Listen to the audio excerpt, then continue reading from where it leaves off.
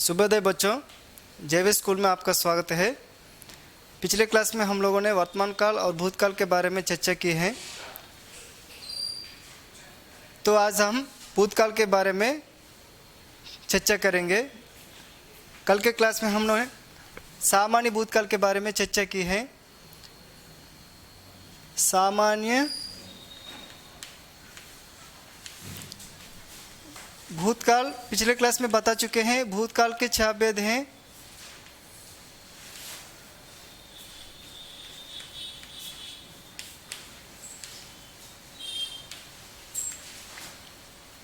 भूतकाल के 6 भेद हैं। उसमें पहला सामान्य भूतकाल। सामान्य भूतकाल सामान्य भूतकाल में क्रिया जो है बीते हुए समय में हमें क्रिया का पता चलता है, लेकिन क्रिया होने का ठीक समय हमें बोध नहीं होता। क्रिया होने का ठीक समय हमें बोध नहीं होता है। उदाहरण के लिए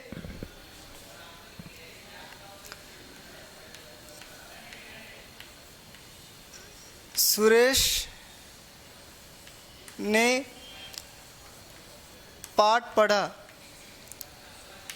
यहाँ क्रिया जो है भूतकाल में ही बीत चुका है, लेकिन इससे हमें यह पता नहीं चलता कि क्रिया बीतकर कितना दिन हुआ या कितना समय हुआ, हमें ठीक पता नहीं चलता।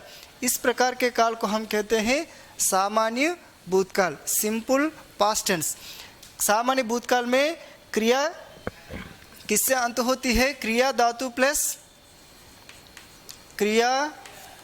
प्लस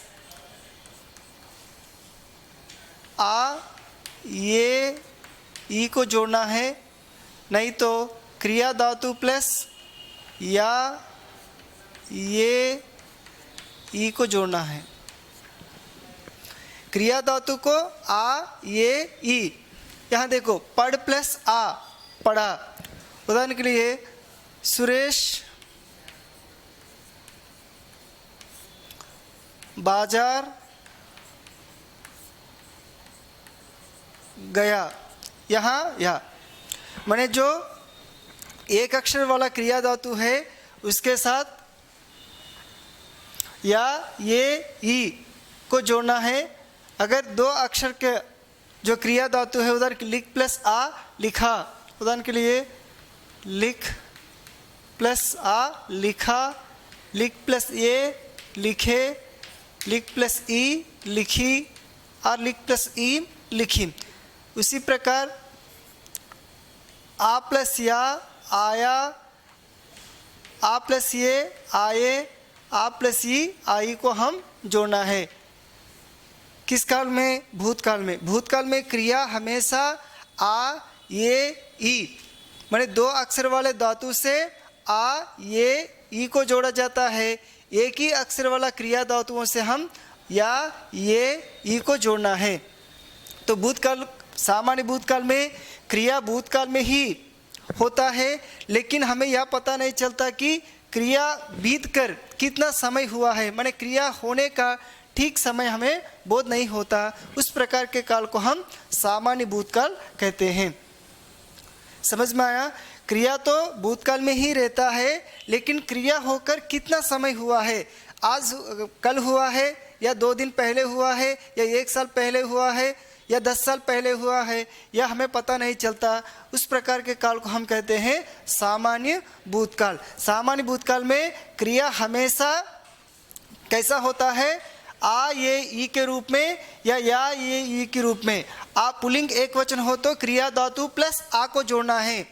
अगर पुल्लिंग बहुवचन हो तो ये को जोड़ना है। अगर स्त्रीलिंग एक वचन या स्त्रीलिंग बहुवचन हो तो ई को जोड़ने से वह क्रिया बनता है। उसी प्रकार एक ही अक्षर वाला क्रिया धातुओं से या पुल्लिंग एक वचन हो तो या, पुल्लिंग बहुवचन हो तो ये, स्त्रीलिंग एक वचन या स्त्रीलिंग बहुवचन हो तो ई को जोड़ना है। यह सामान्य भूतकाल। और इसके बाद हम जानेंगे आसन्न भूतकाल।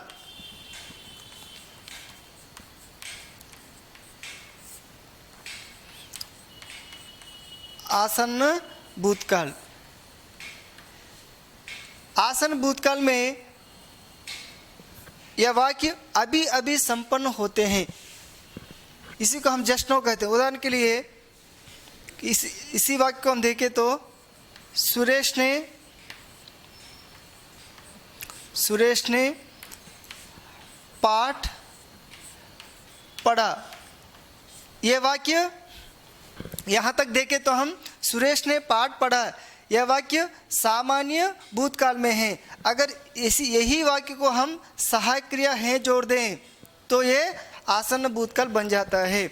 आसन्न भूतकाल में है और है सहायक क्रियाओं को जोड़ा जाता है। है और है सहायक क्रियाओं को जोड़ने से वह आसन्न भूतकाल बन जाता है। सुरेश ने पाठ पढ़ा है, मैंने पाठ पढ़ा है, यहाँ अर्थ है कि सुरेश ने पाठ अभी अभी पढ़ा है, जस्ट नाउ अभी अभी पढ़ा है। मैंने क्रिया यहाँ आसन्न भूतकाल में क्रिया जो है अभी अभी संपन्न हुआ है, अभी मीन्स नाउ, अभी अभी संपन्न हुआ है। तो इस प्रकार के काल को हम आसन्न भूतकाल कहते हैं। आसन्न भूतकाल में क्रियाओं के साथ क्या जोड़ना है या है सहायक क्रिया को जोड़ने से सामान्य भूतकाल आसन्न भूतकाल के रूप में बदल जाता है। तो हम तीसरा देखेंगे अपूर्ण भूतकाल। अपूर्ण भूतकाल, अपूर्ण भूतकाल, अपूर्ण माने जो पूरा नहीं हुआ है। माने यहाँ वाक्य जो है भूतकाल में ही रहती है, लेकिन भूतकाल में ही वह जारी रहती है। जारी माने कंटिन्यूस, माने वो क्रिया जो है भूतकाल में ही जारी रहती है, माने भूतकाल में ही कंटिन्यू होती है। उस प्रकार के काल को हम अपूर्ण भूतकाल कहते हैं। अपूर्ण माने जो पूरा नहीं हुआ है, उस प्रकार के काल को हम अपूर्ण भूतकाल कहते हैं। अपूर्ण भूतकाल में क्या जोड़ा जाता है? देखिए, सुरेश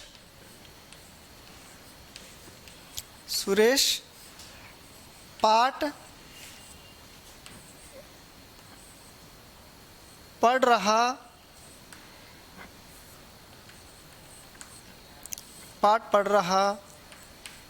था। सुरेश पाठ पढ़ रहा था। यहाँ तक हम देखें तो सुरेश पाठ पढ़ रहा यह वर्तमान काल रूप है, यहाँ तक यह वर्तमान काल रूप है। लेकिन पढ़ रहा को हम अगर था, रहा था, क्रिया को, मूल क्रिया को रहा था और रहे थे और रही थी को हम अगर जोड़ दें तो वह काल अपूर्ण भूतकाल बन जाता है। अपूर्ण भूतकाल में क्रिया धातुओं के साथ रहा था, रहे थे, रही थी। पुल्लिंग एक वचन हो तो रहा था, पुल्लिंग बहुवचन हो तो, कर्ता पुल्लिंग बहुवचन हो तो रहे थे, कर्ता स्त्रीलिंग एक वचन या स्त्रीलिंग बहुवचन हो तो रही थी को जोड़ने से वह अपूर्ण भूतकाल में बन जाता है।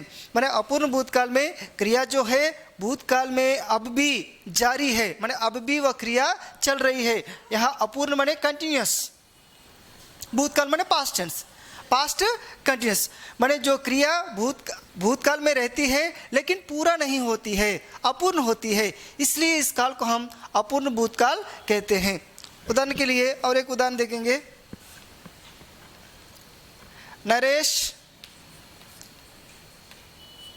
नरेश गीत गा रहा था। नरेश गीत गा रहा था, यह है अपूर्ण भूतकाल। तो बच्चों, हम लोगों ने भूतकाल के बारे में चर्चा की है। भूतकाल माने क्रिया के जिस रूप से जो समय बीत चुका है, माने यह काल बीता हुआ समय के बारे में हमें बोध कराता है, उस प्रकार के काल को हम भूतकाल कहते हैं। तो भूतकाल के मुख्य रूप से कितने भेद होते हैं? 6 भेद होते हैं। 6 भेदों में हमने सामान्य भूतकाल के बारे में देख चुके हैं, उसके बाद आसन्न भूतकाल, उसके बाद अपूर्ण भूतकाल। सामान्य भूतकाल में क्रिया जो है भूतकाल में ही रहती है, लेकिन इससे हमें यह पता नहीं चलता कि क्रिया बीतकर या क्रिया होकर कितना समय हुआ है, ठीक समय हमें नहीं बोध होता। उस प्रकार के काल को हम सामान्य भूतकाल कहते हैं। सामान्य भूतकाल में क्रिया धातु माने मूल क्रिया धातुओं को एक अक्षर वाला शब्द हो तो, एक अक्षर वाला धातु हो तो, या ये ई को, या दो अक्षर वाला धातु हो तो आ ये ई को जोड़ने से वह भूतकाल क्रिया के रूप में बदल जाता है। और यहाँ आसन भूतकाल के बारे में हम देखें तो क्रिया जो है भूतकाल में ही होती है, लेकिन क्रिया अभी अभी होती है। सुरेश ने पाठ पढ़ा है, कब पढ़ा है? अभी अभी पढ़ा है, जस्ट नाउ।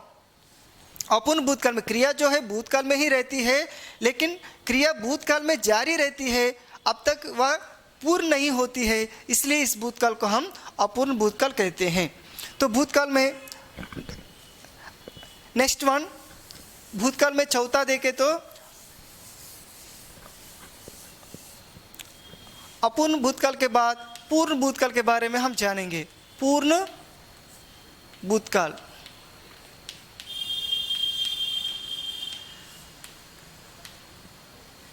इसी शीर्षक में है इसका विषय। पूर्ण माने पूरा, जो काल पूरा हो चुका है, उस प्रकार के काल को हम पूर्ण भूतकाल कहते हैं। यहाँ पूर्ण भूतकाल में क्रिया के साथ, भूतकाल की क्रिया के साथ ता, ते, ती या तीन सहायक क्रियाओं को जोड़ा जाता है।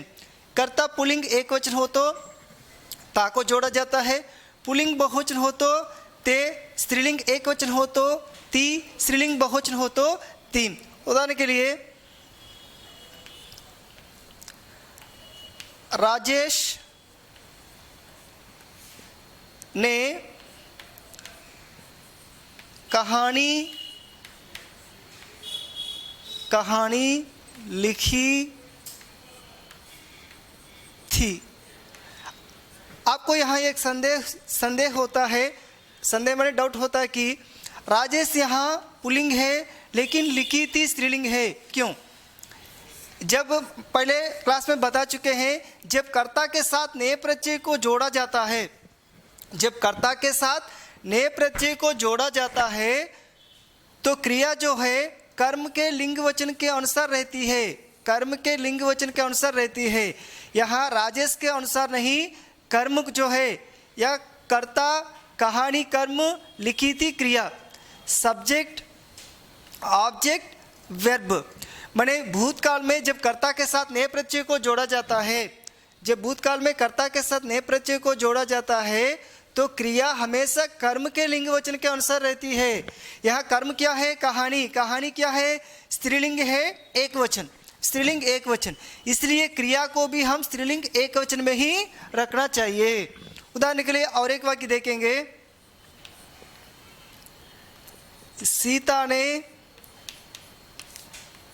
सीता ने पाठ पढ़ा था।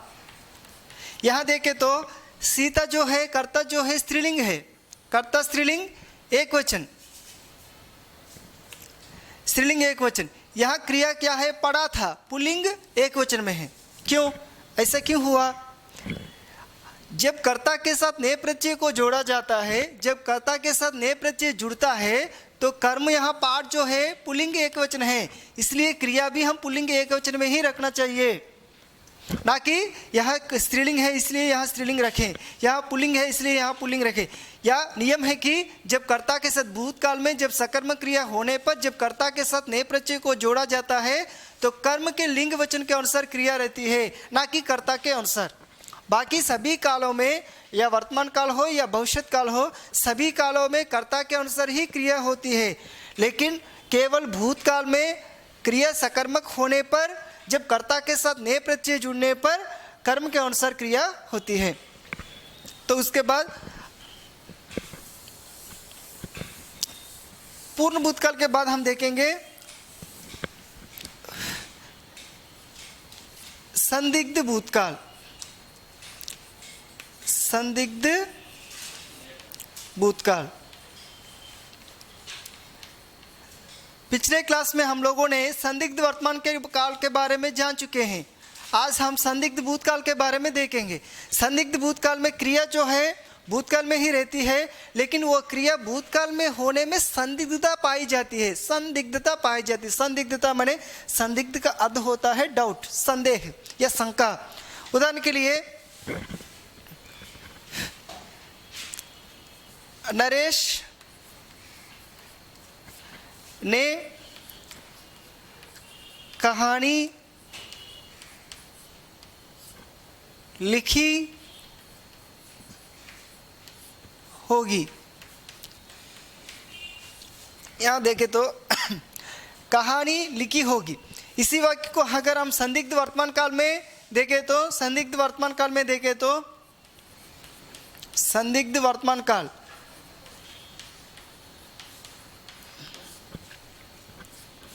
यहाँ हम तुलना करते हुए जब पढ़ेंगे व्याकरण को, जब हम संदिग्ध भूतकाल और संदिग्ध वर्तमान को दोनों को तुलना करके हम पढ़ेंगे तो हमें आसानी से यह याद रहेगा। इसलिए यहाँ तुलना के रूप में यहाँ संदिग्ध भूतकाल और यहाँ संदिग्ध वर्तमान काल के बारे में हम बता रहे हैं। तो संदिग्ध वर्तमान काल देखिए, यहाँ नरेश ने कहानी लिखी होगी। यहाँ देखें तो नरेश कहानी लिखता होगा। यहां देखें, देखो नरेश ने कहानी लिखी होगी। यहां क्रिया जो है आ ये ई के रूप में है, लेकिन यहां देखें तो क्रिया ता है। ता होगा, ई होगी। नरेश ने कहानी लिखी होगी। यह जब कर्ता के साथ नए प्रत्यय जोड़ा गया है तो कहानी के अनुसार यहाँ लिखी होगी, कर्म के अनुसार यहाँ लिखी होगी दिया गया है। लेकिन यहाँ देखो वर्तमान काल में कर्ता के अनुसार ही क्रिया होती है और भविष्य काल में भी कर्ता के अनुसार क्रिया होती है। नरेश कहानी लिखता होगा। नरेश कहानी लिखता होगा। और एक वाक्य देखेंगे, रमेश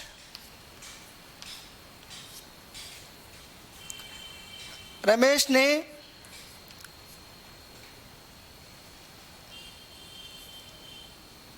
पाठ पढ़ा। यहाँ पाठ पुल्लिंग है, पाठ पढ़ा होगा। यहाँ रमेश के अनुसार नहीं, पाठ के अनुसार पढ़ा होगा। पढ़ा होगा, पढ़ा जो है क्रिया जो है भूतकाल की क्रिया है, लिखी जो है भूतकाल की क्रिया है, लेकिन यहाँ लिखता जो है वर्तमान काल की क्रिया है। तो यहाँ यही संदिग्ध वर्तमान काल में हम लिखे तो रमेश पाठ पढ़ क्रिया धातु के साथ ता पढ़ता होगा।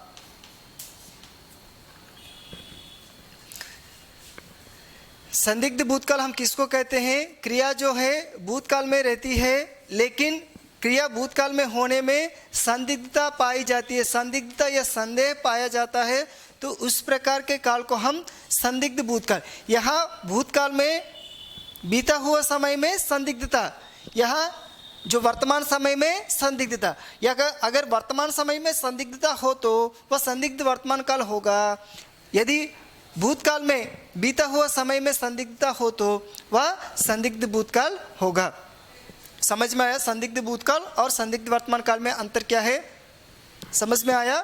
तो देखें अगला नेक्स्ट, हेतु मत भूतकाल।